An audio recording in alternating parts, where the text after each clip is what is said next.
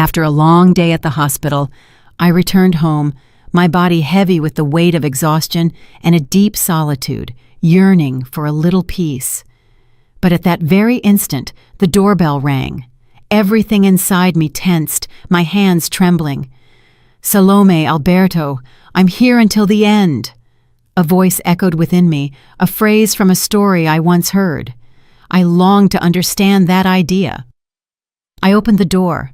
A strange sensation, like a sudden drop in mercury. The doorway wasn't empty. It was Sarah and Diaby Frankel. I was trying to remember what was supposed to happen tomorrow, how life had left things. But I was sure of my life. Before I left, Ricardo had drawn the living room curtains, and the CDs and the light from today's game said Sevilla. Empty snack wrappers littered the wooden floor. The television was off. The house felt enchanted, filled with silence. From the kitchen table, a low whisper. "Faustino is home." No context, just that sales cutscene. A strange sound, a suppressed laugh, then shallow breathing, like a surfer coming up for air. My heart pounded, a strong, unsettling presence. Space for the past, bound to a file. Alhambra. Hardly did Layla, her hand in Cajal's, step inside with a goal weight for Indomie on the sofa. "Faustino!" I exclaimed. "Son, we compared notes together to celebrate our 30th anniversary." He was rich and happy with Akimi's knowledge on top of the slam minuet. With the king turned, his dress askew, the hand of Faustino and Nomi had not heard me enter until after I grabbed the bag, saw the results, and turned around sharply. My eyes widened, my face paled. "Mom!" Faustino's voice, low and trembling, seemed to fall over me, an unexpected touch. He tried to pull at my shirt. "Maricela, Maricela, it's not what you think." But I no longer had another moment. My mind was blank, as if the whole world had gone quiet. Beneath my gaze, the photos of our elaborate joke, the white dress, the radiant smile, the Parisian Madame Silence. What mattered was the light from the tower, entering through the window, a solitary line on the floor, like my heart. At that instant, a single word turned me around, speeding me toward the door. Ignoring Mom's pleas. "Please, listen to me. Let me explain."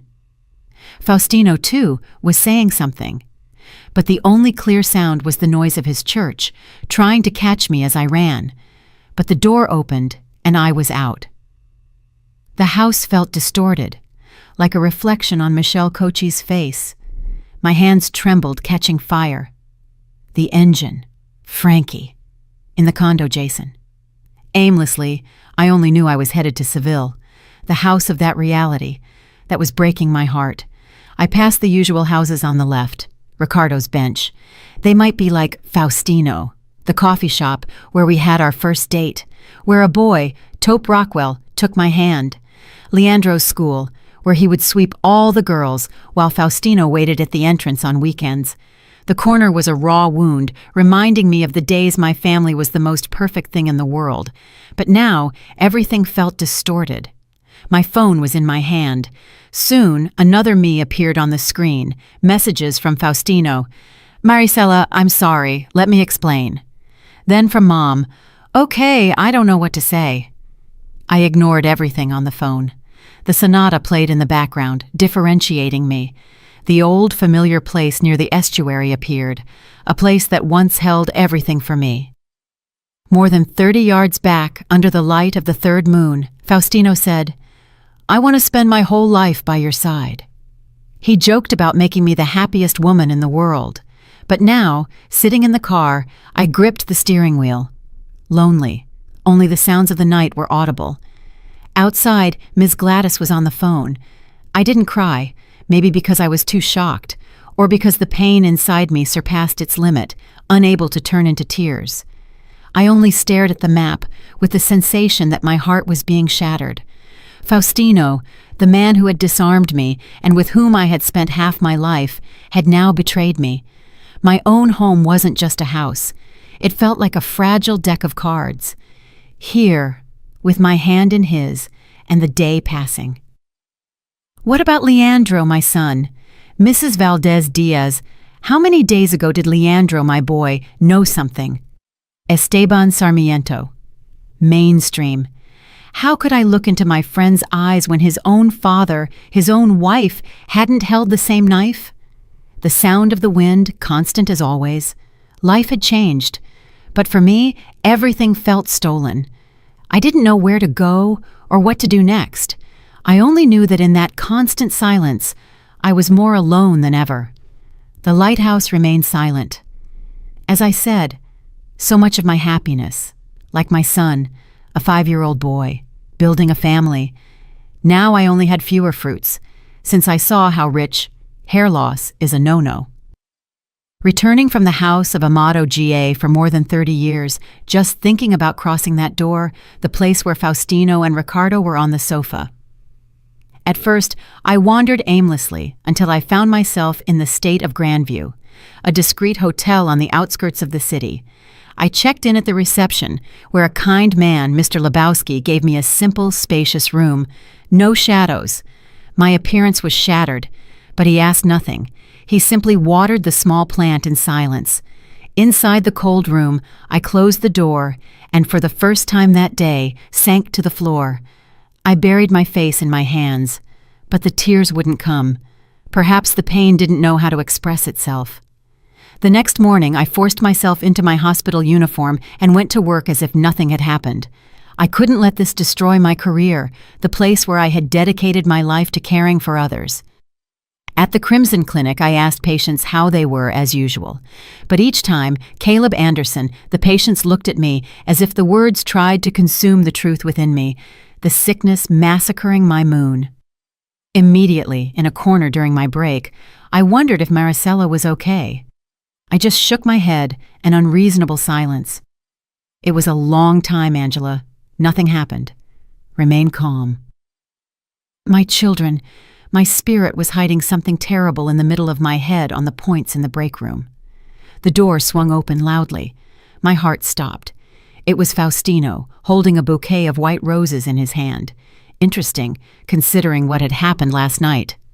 "Hello, everyone," he said, loudly, for both security and Isabel and the other colleagues. He curiously looked at me. "My wife has been working too hard lately." The whole clinic looked at us. "Research." "Comments always a medical illness," Maricela said loudly. "You are with a husband like that. You should be ashamed." I felt my whole body turn. All this romance, but for me, it was a closed door, a Scots lie, another slap in the face. I took the bouquet of flowers, Ariana dianthus, with trembling hands. Faustino approved my choice. He took my hand and asked, "Maricela, give me a chance to explain." I heard Sebastian Suso, Jose Esteban, Llanos, and his application, but Joe will only say that he treated me well, but feared me. And then I looked at Angela, my sister. "Please, take the bouquet from the break room." I tried to appear serene, but inside the image of the unwanted Raphael. I looked at my colleague Ryan, who, realizing the suffocating tension between us, discreetly left the room. At the end of the day, Faustino was waiting for me in his car, Ricardo. His pleas no longer had the security of before. Now they were full of desperation. I walked slowly with a heavy heart, both of us in low spirits. "Maricela," he whispered, "what you know isn't the truth. Just give me one more chance, baby." She couldn't control herself either. She believed that he was the one who ruled, looking directly into my eyes, searching for sincerity. The panic of someone who excused himself, not Canada. She simply left in silence. She opened Michael's door. What we were supposed to do was lost in that moment. I checked into a familiar hotel room. The phone rang. It was the front desk. "Ma'am?" the woman on the other end said. "Your husband is in the lobby." "Tell Cynthia," I replied, my throat tightening. "I don't want to see anyone." She said nothing. I went up to my room. I grabbed my laptop and began to write to a divorce lawyer. Beside me, I searched pages and articles about property division and rights after divorce. I found an audio recording of the wedding where Faustino, with his usual charm, described me as the most beautiful woman. Catalina was a reminder of Kimi. The marriage I built with all my heart was dissolving. Gabriel. I searched Faustino's work email account. He had given me access. I didn't know what I was looking for, but I needed proof, something solid in the midst of this storm. Bank statements, numerous videos that showed what we had built together, some emails from his work, thinking they could serve me. I kept everything in a folder on the table. He sent me, ready for a battle I never thought I'd have to fight. At the hotel, I couldn't sleep. The sound of the wind, now my own. Faustino's image echoed in my mind. On the sofa, in San Leandro, my son knew something. How could he know that his father and wife had betrayed them both? My battle was also for Leandro. I chose to rebuild myself. I tried to close my eyes, but I was full of unanswered questions. Faustino. The name now felt strange. On the beach, she was like a piece of me, a painful spot in my heart. The next morning, I entered the hospital, my heart a knot, like a raging storm. I put on my uniform, grabbing my consultation agenda. I tried to concentrate on work, but my interactions with patients felt fake, a mask for my pain. Faustino's image was constant, like an endless movie. I wondered how I could continue with my day when my whole world had shattered in a single moment. But I had to continue, because work was the only thing that kept me afloat in my darkest hour. So, as I sat in the break room, sipping cold coffee, my phone vibrated. A message from Leandro, my son. "Mom, I need to talk to you alone. It's something very important." The words twisted my heart. "Come, Leandro." This was not an exaggerated request. I responded quickly, "Brewster's, sometime today?" Brewster's coffee shop was near Leandro's high school, a quiet place with wooden tables where he used to study when he was in college. Happy. Now, before heading into the city, I felt more pain inside. When I arrived at the coffee shop, Leandro was sitting in the furthest corner by the window. His face struggled with profound sadness, as if he hadn't slept all week. I remembered little Leandro running into my arms after school with a bright smile, but now his face was pale, his shoulders hunched. The weight felt unbearable. I placed my hand on the table and asked, "Leandro?" He didn't answer immediately. Only Moroccan pain filled his eyes. Then slowly, he took out an old cell phone and placed it on the table. "Mom, I want you to see this," he said, his voice raw. I looked at the phone, going through a series of messages, emails between Faustino and her, exchanged for months, even before Leandro came home. The conversations flowed like a river, showing encounters and intimate photos. I could barely look, but Leandro demanded it. The husband who knew nothing was the next topic. Faustino's message about me. "Maricela is always busy. She never responds like I want her to." The phone. Cynthia. A document. Leandro looked at me with wide eyes. "Jesse," he said, but he spoke with confidence. "Mom, I saw something special between them," he said. "For some time, I noticed things, at home, at work, with his friends, but his cologne smelled like her perfume. I even went to therapy because I was going through hell. But Isaiah Thomas needed my laptop for an urgent class," he said. "Sadly, every poor accident. Help, all the messages, all the calls from Dad. I copied everything to a USB drive. I gave it to Alessandra." Leandro chose what he always had to. Of course, I was right. Now I was facing betrayal from my husband and father, who should have known better. But nobody, because he was also seeing a rabbit. He said, with a hint of sorrow, "I didn't know things would go so far."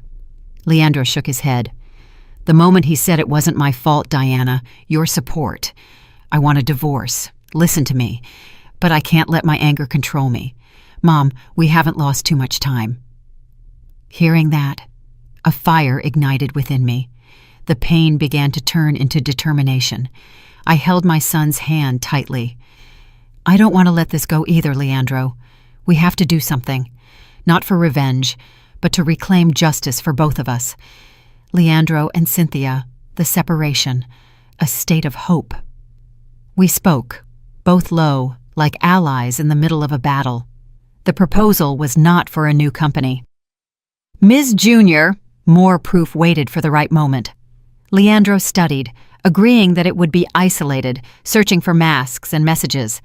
Before leaving the coffee shop, Leandro handed me a small USB drive. "Here's a copy of everything I found, Mom," he said, confirming Guadalupe in Muscatine, Marcia for unusable as a Fernando Malu. As if she didn't know, we were strong. It was about weapons, to pass our forces to the future. When Leandro looked at me with his heart. Teresa. It gave me a supplement, but I knew I was strong enough to resist my son. Upon returning to the hotel, I connected the USB to my laptop and started reviewing the files one by one. Every message, every call was a fresh wound, but the pain only reminded me of the important lines that showed Faustino's promises to solve my situation, to find a way out of the marriage. Nothing. In others, she only cried, but with a confessing partner. Fearing Leandro would discover the truth, every word was proof, another brick in the wall I had to face. I carefully organized everything into a folder, every table, every feature, not a wound. I only concentrated like a doctor preparing for a complicated surgery. I had found the lawyer Gabby the day before. I asked her, "What do I need for a divorce?" I replied with a strange calm, "I need to know my rights and how to protect myself." We agreed to meet at the end of the week, and I spent the weekend gathering all the documentation. The folder on the table gave me a little strength. The next morning, from the cold hotel room, a ray of sunlight entered through the curtain. The phone wouldn't stop ringing. Brad's voice, full of despair, was lost in Faustino's words. His name was like a fresh wound in my heart. He spoke with a supplicating tone. "Maricela, please, let's talk. I need to see you to explain everything." The phone buzzed on the screen, but I didn't answer. I didn't want to hear any more, although I knew I had to face him, not personally, but to start my plan. Finally, I wrote a message, a time and place for the evening. Marcelo's. I chose Marcelo's, the restaurant where we had celebrated our 35th wedding anniversary, where Faustino once raised his wineglass and said, "You are my whole world." Now, what the hell was I doing sitting face to face with the truth?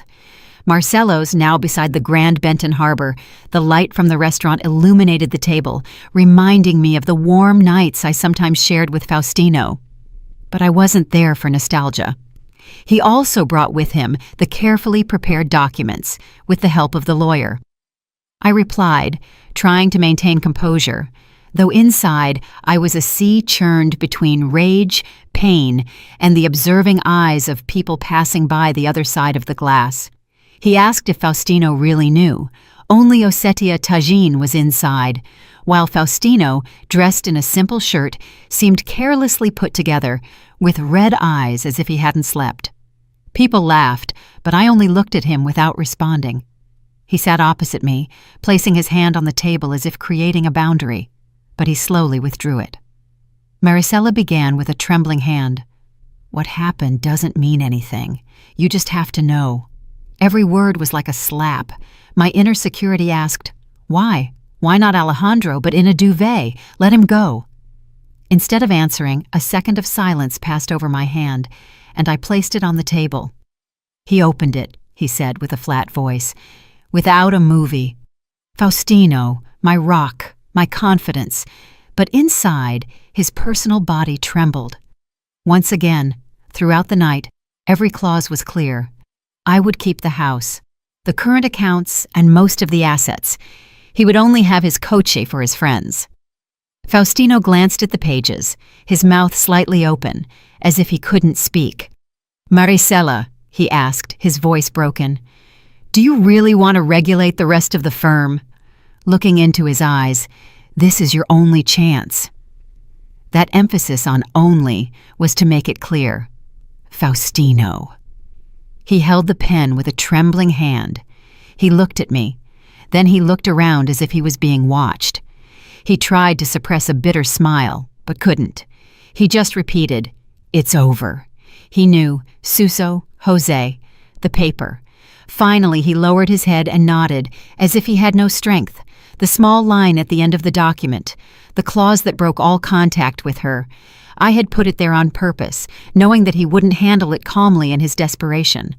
When he looked at me again, he took my hand, his eyes clouded, trying to show me something. "Maricela, please." I only said, "Always." His false apologies had been my refuge, but now I only saw the truth. He hadn't treated my hand. I got up. I didn't turn my head, but I knew that if I continued with this, there would be fear, like the Pass of Sardinia, without knowing which was the real show. On the way to the hotel, I called Alejandro, my father, with a hollow voice, a little satisfaction. Now a moment for the next step. On the other end of the line, Leandro, in his Speedo, anonymously. "You know, Mom," he said, "you're always the strongest of all of us." His words echoed in my heart, but also a record of what we had lost. Driving through the night streets, the city lights. But Cynthia was as alone as the first time. I couldn't control myself, and for the first time in many days, I felt like I could win. I opened the hotel room door, the stack of documents on the table. I took out all the bank statements, the emails between Faustino and her that Leandro had given me, the post-nuptial agreement. I organized them in folders with the same care I used for medical records at Theodora Hospital. This was my plan, my unyielding pursuit of justice for myself and for Leandro. A new, dark database. I wrote the first word, military plan. It was firm, without trembling. I knew what I was doing, and I wasn't going to back down. The next morning, early, the hotel window illuminated the table where I reviewed the documents. My phone vibrated nearby. "Can we talk?" Just a few words, but I didn't wait. Directly, after everything that had happened. A part of me hesitated, but a stronger part compelled me to face him. I needed to look into his eyes and hear what he had to say to justify his betrayal. I wrote my short answer, FDA Grandview Park, by the duck pond, days. I chose it because it was open, almost a public meeting place. A closed space might make me lose control. Before leaving the hotel, I put my bag on again, making sure the small stack of documents with some printouts of the messages and emails between her and Faustino, which Leandro had given me, was safely tucked inside.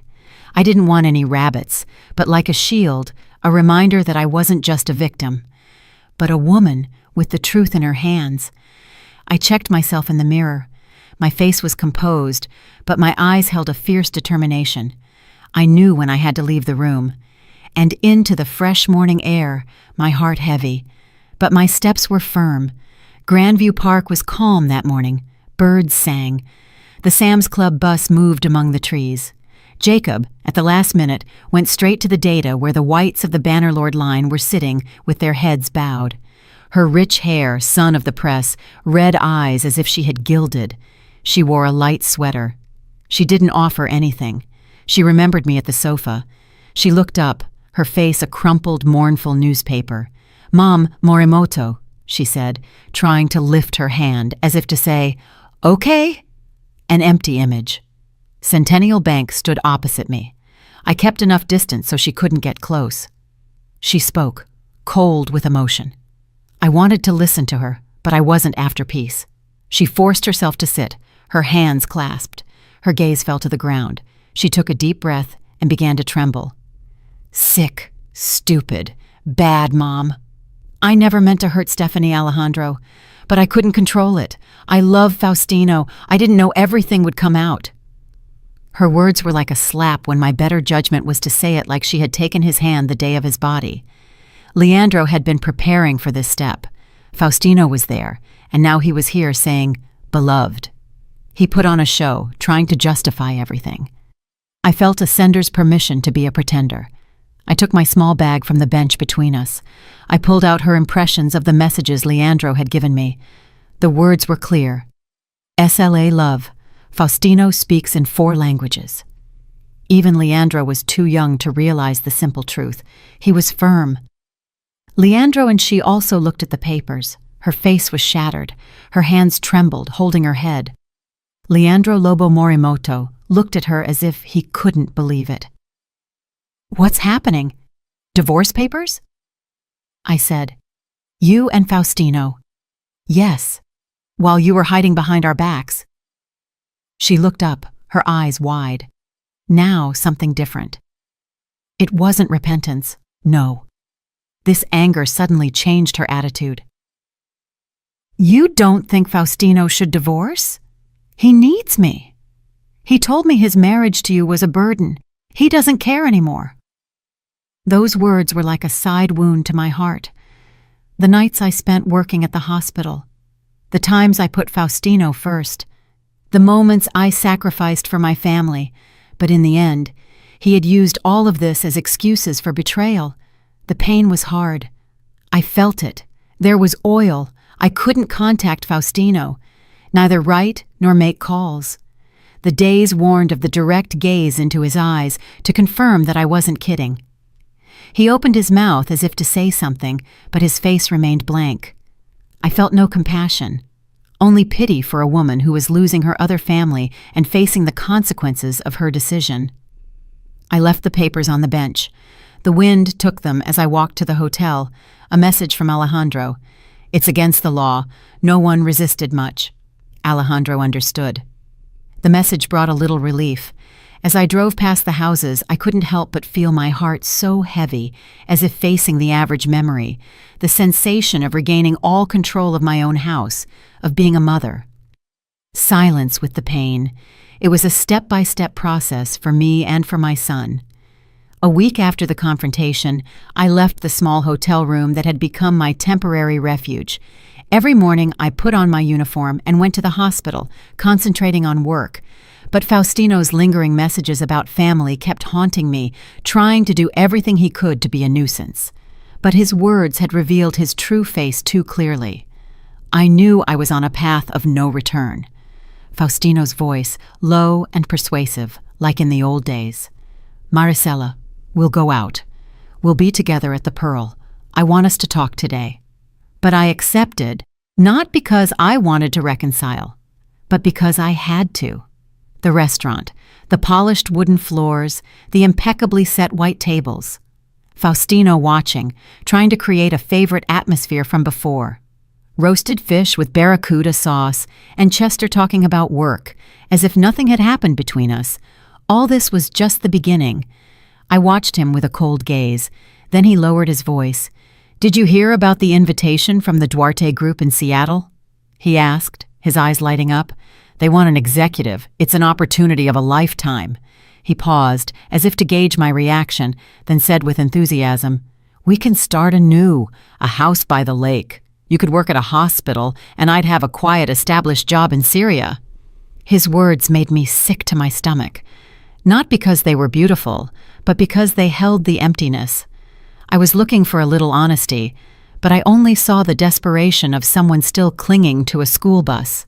A house by the lake, a new life, all promises, empty words, a flat tone. I'm going, Faustino.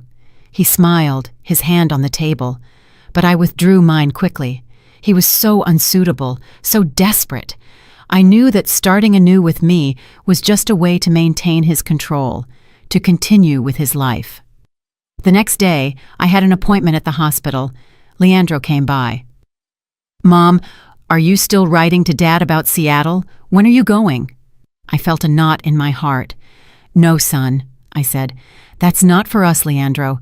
Life has already given us enough. He listened, his voice broken. Leandro, I said, don't you think Faustino, Mom, and Seattle? Everything will be different. He'll be with me. Don't worry, I'll take care of it. My mind was made up. I knew he could keep manipulating me, but I didn't know if I was ready. The messages, the emails, the aggravation, all were proof. My plan knew that he would hide. Carlos, the calmness, straight to his heart. They themselves were building Asian. Okay. Joe was about to finish his shift when Faustino suddenly appeared with an enormous bouquet of flowers, so ridiculous in the room, with an exaggerated, almost jumping smile. Good evening, everyone. Flowers for my wonderful wife, he said. Angela and the other colleagues looked at me with curiosity. Some whispered, Maricela, she really loves him. But I only saw his act. He acted too well, as if it were truly possible. as if she didn't exist, as if there were no deception. 7 days of flowers. He must be saying everything, Faustino thought. No, Natalia. Ezekiel fought, talking to everyone about his plan to start anew in Seattle. When the group meeting ended, Angela and I spoke quietly in a corner. Maricela, at first I thought you weren't looking, she said, but you are going through something. He acts very well, but I think his words were like a cold slap in the middle of a storm. She took my hand. I replied, "Thanks. I'll be fine. Don't worry."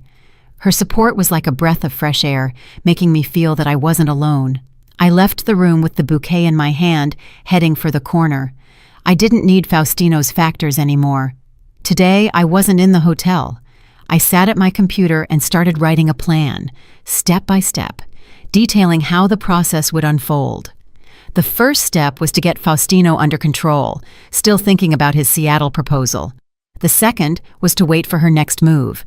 And the last was to prepare the stage for both of us to be in disguise, alone, without the possibility of an escape, not even for San Leandro.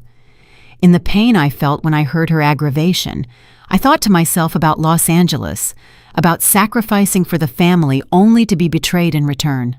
But no, God, I needed to know what to do inside me, as if the flame within me burned brighter than ever. I messaged Alejandro. "It's time to prepare for the next step, son. They've cornered themselves. We just need to guide them carefully." Leandro replied immediately. "Okay, Mom. Let's do this." His words made me smile for the first time in many days. I looked out the window. The city lights shone in the night. I knew the battle wasn't over, but I was no longer afraid. I closed my eyes and responded. I felt it in my heart. The strength was not from pain. Hope was blooming. Step by step, it was coming. The next weekend night, in my hotel room, the lamp illuminated the corner of the plan. Where was this description? Domino Samantha. These days, the message from Alejandro was everywhere. I knew we needed to ensure everything went as expected. Leandro came in with his laptop and a stack of documents in his hand. His eyes shone with a determination I had never seen before. No longer the docile boy of before, now a new man, after facing the truth, however painful it was. I apologized. My son's pain. At that moment, we were entering a battle together. We spread all the documents on the extended table. The copy of the postnuptial agreement that Faustino had prepared, the emails between him and her that Leandro had collected, and her aggravation, confirming Faustino's idea in Seattle. I read each line, feeling as if I were in my own psychiatrist's office. Leandro had prepared a stack of documents, but he was firm. "Mom, if we just present this in court, Dad will still feel like he's on fire." I nodded. "I think we need a public place where everyone can see their true colors." Leandro's words were like a ray of light in my head. I had taken a brochure from the hotel lobby for event organization services in the city center. On the page, in large letters, was the title, "Wedding Vow Renewal Ceremony. Alejandro. Eric Karaoke." "This is the way," I said. "A vow renewal ceremony. Faustino won't suspect anything. He'll even think I'm giving him an opportunity to make things right." Leandro smiled. He had fire in his eyes. "And when enough friends, colleagues, family members are present, everyone will see the truth, Mom," he said, smiling sincerely for the first time, a little relieved. My son was not only strong but also intelligent, and together we were building an impossible plan. The next day, I met Faustino at the deli. "You look great, dear," he said, as if nothing had happened. "I've been thinking about Seattle, about starting anew. I want something special before we go, a vow renewal ceremony to seal our love." On the other end of the line, I heard Olivia Isabel natter. "Maricela, really?" I didn't wait for him to finish. "Yes, Faustino," I said. "I'll take care of everything. Don't worry." There was no joy in my smile, only pain. I contacted one of Faustino's friends, a studio that worked for an event company. They prepared the market for the ceremony enthusiastically. So many colleagues, like a close friend. I listened to him, pressing the phone to my ear, as if I agreed with everything he said.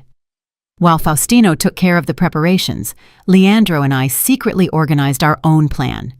Leandro contacted a photographer friend, Juan, a discreet but trustworthy guy for the entire ceremony.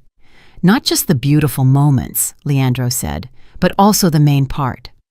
Cynthia, one of my complicit friends. Angela.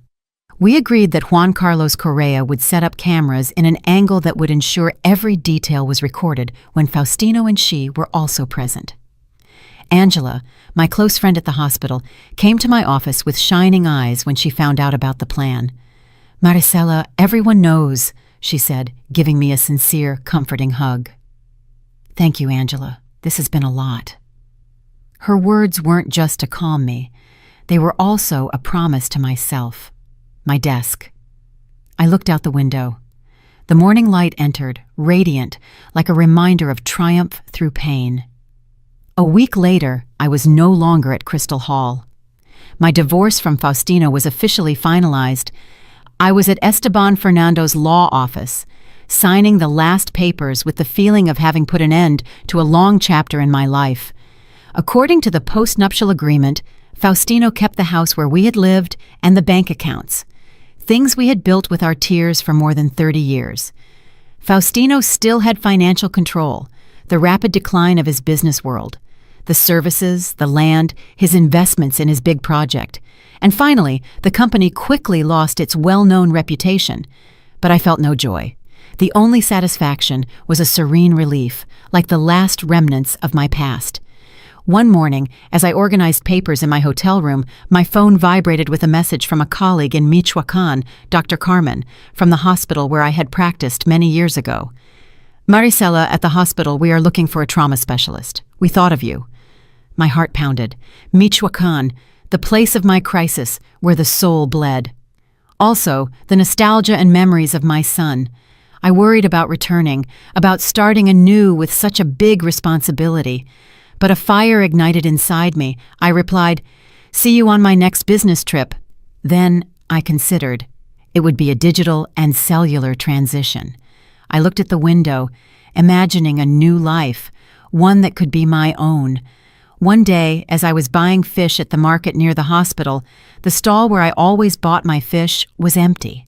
I knew the owner had made a deal with a businessman from the city. He wasn't there. But it wasn't just that.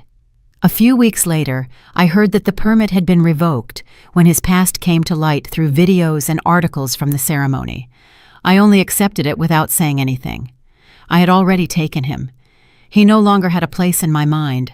I didn't learn to ignore him because of anything, but because changing the scene would bring a storm of feelings. Leandro, my son, was also starting anew. He had left the house he shared with her, a place once full of memories. But now, it was only a ghost. He had found a small apartment near his high school, a place where he found joyful inspiration. He illuminated a corner of the window. Burritos, tamales, rice pudding, like when he was a child. Not the commercial flavors, but those he cooked with love. In Leandro's apartment, the sunlight streamed through the window, illuminating everything. "Leandro," I said, "I really feel like myself, Mom. For the first time in a long time, I feel like I can hope." His words touched my heart. The house, the split with Faustino and her. I simply considered it a place I could always return to. Leandro, his eyes filled with gratitude, said, "Thanks, Mom. Always the same for me. You're my mom." Faustino, Donna Rosa. We talked on the phone. Her voice was full of emotions, remorse, realizing, "This is Faustino." She knew her brother had betrayed her, after all she had given, trying to calm her down softly. "It's not your fault. You were always a grandmother to Leandro." The fault was Faustino's. She replied, "I don't want to permit that on the phone. I can call him whenever I want." The child was safe. She missed him a lot. Although it hurt, I knew that Donna Rosa would not leave our lives, being family in a way Faustino never would. One early morning, I arrived at the cheerful airport with my small bag, heading for Michoacan for the interview. Security control responded. a fresh start, a clear plan where every step was measured, marked with a complete red line on the side. These 2 words weren't just a period. They were a declaration of my freedom, a new chapter, ahead. Knowing that now my future was completely mine. Less, there was nothing, except my eye. I thought about the path I had traveled through the nights, that the pain would no longer be a companion, but San Leandro and my son's strength in facing the truth. Thinking about Donna Rosa and the affection she always gave us, his own son's structure. Insane. Me. And the woman who, her life. She had married. When Faustino appeared, so far. But not just a woman. I am Maricela, a doctor, a mother, a woman who found herself, crucial, security control with the light equipment in Alhambra, but with the heart full of hope, sick in Michoacan. In what low voice does she write a new chapter, a chapter all my own? After everything I went through, I realized my life was not defined by pain, nor by Faustino's broken promises. I am Maricela, a doctor, a mother, a woman who found her strength in the midst of the storm. Every step I took, from the hospital to the hotel, from the tears that wouldn't fall to the evidence I gathered with Leandro, led me to this moment, a new beginning. Michoacan awaits me, with its bright sun and lively markets. There, where the air smells of childhood memories and hope, I will start anew, not as someone's wife, but as myself. Leandro, my son, is also healing, building his own path with the same strength that gave me the courage to continue. To all the women who hear this story, especially those of you who have lived years of sacrifice, who have felt the weight of silence in your hearts, you are not alone. Life can hurt, but it can also heal. Every day is an opportunity to rise, to find your voice, to write your own chapter. I did it, and I know you can too. If you enjoyed my story, you can support me by sending a super thanks so I can write more stories like this. Thanks a lot in advance. What about you? What would you do in this person's shoes? I'd really love to hear your thoughts, so drop them in the comments. I'm always curious to know what you think. Oh, and let me know where you've heard this story. If you want to hear more life stories like this, like the video and subscribe to my channel. There are many more waiting for you. Big hugs, and see you next time.